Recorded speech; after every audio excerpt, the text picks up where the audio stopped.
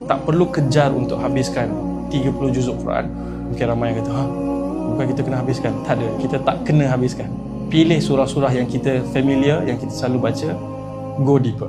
Kalau Ramadan ini ada 2 surah yang kita pilih, kita nak study. First half Ramadan surah ni, second half Ramadan surah ni. Kita study, kita faham, dan setiap kali kita baca, selepas kita faham tu dirasa berbeza, itu adalah guidance.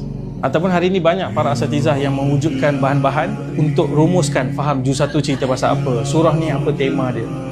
Apa sahaja usaha, walaupun sekecil baby steps, untuk tambah sikit, upgrade sikit ilmu tentang Quran, itu semua termasuk dalam usaha apa?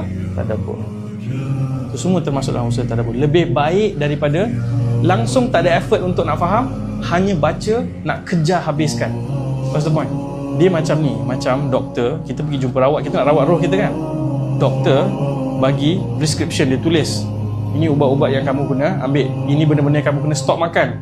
Itulah Quran, kita bayangkan. Sepatutnya kita tengok dan kita buat apa yang Quran suruh, dan kita akan jadi sihat kan. Kebanyakan kita buat apa? Seolah-olah balik rumah, ambil preskripsi yang doktor bagi tu, celup dalam air, minum air. Dan dia kata, kenapa tak sembuh kan? Nampak tak apa missing point dia? Missing point dia, di situ ada message. Memang ada elemen keberkatan pada message tu.